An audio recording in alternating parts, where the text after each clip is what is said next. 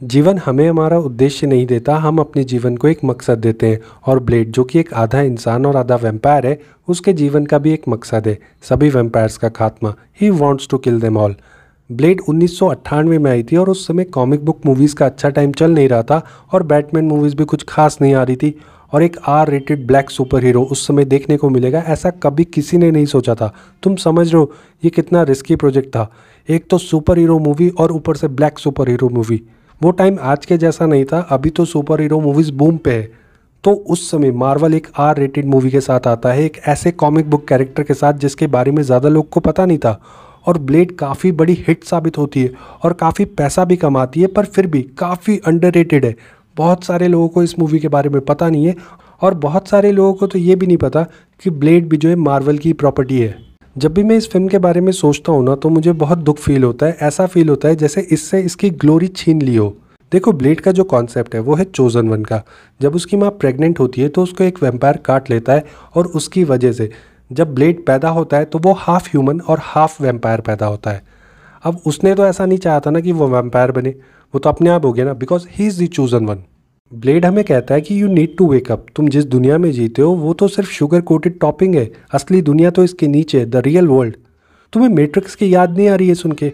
जबकि matrix blade के 1 साल बाद आई थी। वो जो लॉन्ग कोट्स है और जो काले चश्मे का फैशन है वो भी ब्लेड लाई थी, पर याद सब मैट्रिक्स को करते हैं।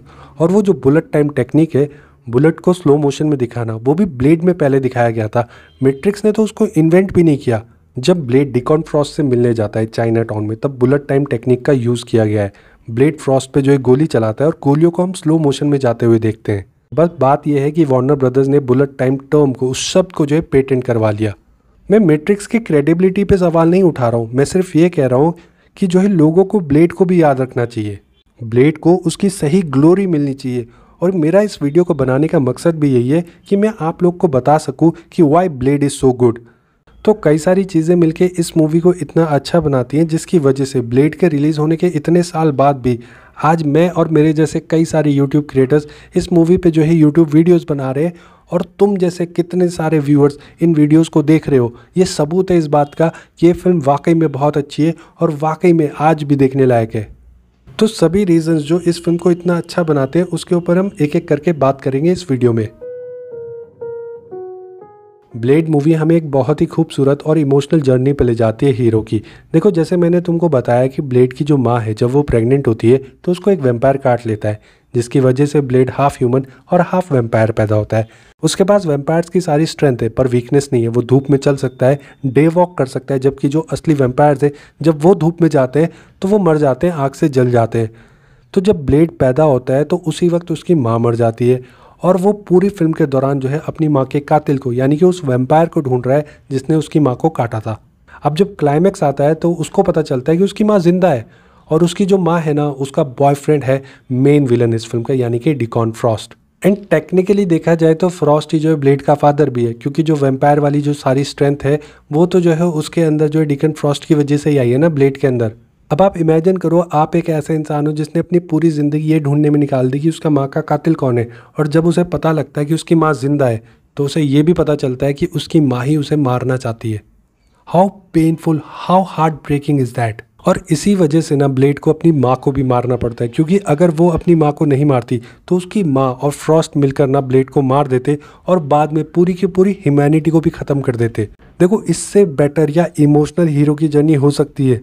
ब्लेड की जो इमोशनल स्ट्रगल है ना, उसको बहुत ही अच्छे से इस फिल्म में पोर्ट्रे किया है। और उसके बाद जिसने ब्लेड को पाला था ना, वो भी मर जाता है, यानी कि विस्लर भी मर जाता है। एंड दैट सीन वो so painful, so heart breaking to watch. जब ब्लेड 13 साल का था तब विस्लर ने उसको गोद ले लिया था, और 13 साल की उम्र तक तो ब्लेड भी जो है लोगों का खून चूस कर ही जिंदा रह रहा था, क्योंकि है तो वो वैम्पायर ही ना। और विस्लर जो है ब्लेड की इस ब्लड हंग्री नेचर को ही दबाने की कोशिश करता है। और ब्लेड का भी यही रीज़न है कि वो ह्यूमैनिटी को क्यों बचाना चाहता है इन वैम्पायर से, क्योंकि बचपन में उसने भी कई सारे लोगों को मारा है और इस चीज़ का गिल्ट उसे आज भी है, तो वो इस गिल्ट को ख़त्म करना चाहता है। हीरोज़ जर्नी नहीं, बल्कि ब्लेड का कैरेक्टर आर्क भी उतना ही अच्छा है। क्योंकि हीरोज़ जर्नी की बात हो रही है तो मैं एक चीज़ और ऐड ऑन करना चाहूँगा, वो है वेस्ली स्नाइप्स, जिन्होंने ब्लेड का रोल किया है। रोल क्या किया है, यूँ कह लो he is Blade. Wesley Snipes has a 5th degree black belt in Shotokan karate and 2nd degree black belt in Hapkido. Brazilian jiu-jitsu भी उन्हें आता है और किक बॉक्सिंग भी उन्होंने सीखा हुआ है। और ये सब ना तुम्हें क्लियरली दिखेगा एक्शन सीन्स में, वो तलवार पकड़ने का style and all that. He was great in blade. अभी रिसेंटली हमने कई सारे मार्वल और सोनी के प्रोजेक्ट्स देखे हैं जो आर रेटेड होने चाहिए थे, पर वो PG-13 है। For an example moon night, venom, Morbius. देखो मैं ये नहीं कह रहा हूँ कि हर मूवी या हर शो को जो है आर रेटेड होना चाहिए, पर कुछ कैरेक्टर्स हैं जो आर रेटिंग डिमांड करते हैं, और ब्लेड भी एक ऐसा ही कैरेक्टर है। और ब्लेड मूवी का इतना अच्छा होने के पीछे का कारण भी यही है, इस मूवी में मार्वल ने वायलेंस को दबाने की कोशिश नहीं करी है। इनफैक्ट इस मूवी का जो ओपनिंग सीक्वेंस है ब्लड बैथ वाला, वो सीन कितना खूनी है, उसमें कितना खून खराबा दिखा है। और जब हमें उस सीन में ब्लेड से इंट्रोड्यूस किया जाता है तो वो कितने खतरनाक तरीके से इन वैम्पायर्स को मारता है।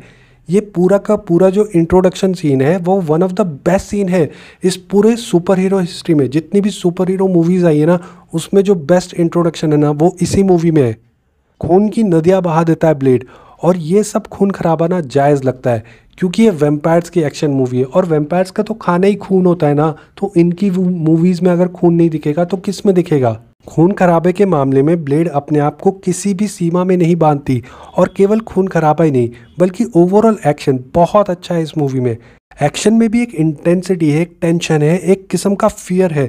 जैसे जो वो ट्रेन सीक्वेंस है उस सीन में, यार माना कि ये सब लोग वैम्पायर है, मानो ये ट्रेन से टकरा भी गए तो इनकी जो बॉडी है वो रीजनरेट हो जाएगी, ये मरेंगे नहीं।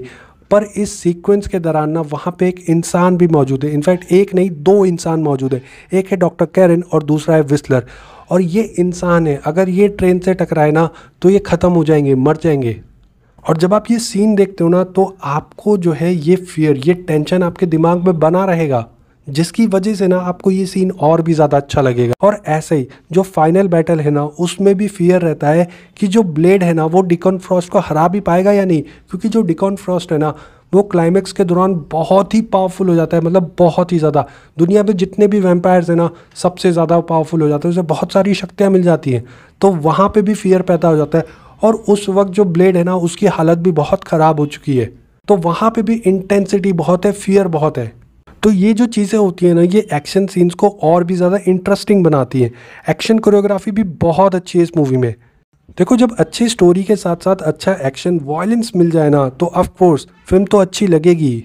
हाँ, पर थोड़ा CGI VFX थोड़ा सा वीक लगता है। अब स्पेशली थर्ड एक्ट में खून वाले जो सीन है ना वो थोड़े से वीक लगते हैं आज के टाइम के हिसाब से ऑफ कोर्स।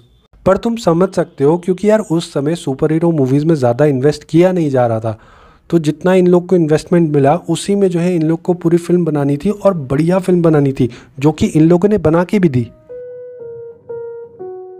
वैसे तो super hero genre high octane action के लिए फेमस है, पर अगर अच्छे एक्शन के साथ साथ स्टोरी में डिफरेंट थीम्स और अंडरटोन्स देखने को मिल जाए तो ऑफ कोर्स अच्छा ही लगता है। मूवी की एक थीम रेसिज्म भी है, जैसे कुछ वैम्पायर्स अपने आप को प्योर वैम्पायर बुलाते हैं क्योंकि वो पैदा ही एज अ वैम्पायर हुए थे।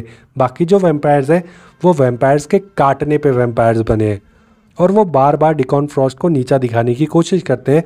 और जो डिकॉन फ्रॉस्ट है ना उसके कैरेक्टर के थ्रू हमें फील होता है कि एक आउटसाइडर कैसा फील करता है और रेसिज्म एक्चुअल में फील कैसा होता है। क्योंकि डिकॉन फ्रॉस्ट वाइट है तो इट्स डायरेक्टर वे कि वाइट ऑडियंस को फील हो रेसिज्म क्या होता है। डिकॉन फ्रॉस्ट के कैरेक्टर के थ्रू हम ये भी देख सकते हैं कि रिलीजियस फैनेटिक्स कैसे होते हैं। कुछ लोग होते हैं ना जो मेरा गॉड करते रहते हैं कि जो उनका रिलीजन है वही सुपीरियर है, वही रियल है, उन्हीं का गॉड रियल है, बाकी तो सब फेक है। ऐसे लोग कितने डेंजरस होते हैं। They are very harmful to our society. And of course power की थीम तो है कि हर पावरफुल स्पीसीज अपने से कम पावरफुल स्पीसीज को खा जाती है, या यूँ कह सकते हो कि जैसे एक इंसान बेजुबान जानवर को खा लेता है वैसे एक वैम्पायर इंसान को खा लेता है। या यूँ कह सकते हो कि लड़ाई चाहे बिजनेसमैन वर्सेस गवर्नमेंट हो, पिसता तो गरीब आदमी है। मुझे तो ब्लेड मूवी काफ़ी अच्छी लगती है। एक्शन, स्टोरी, परफॉर्मेंसेस सब कुछ अच्छा है मूवी में। और सबसे बड़ी बात, जो भी तुम एक R rated super hero movie से एक्सपेक्ट करते हो ना, ब्लेड तुम्हें वही देती है। And this is why blade 1998 is so good and I love it.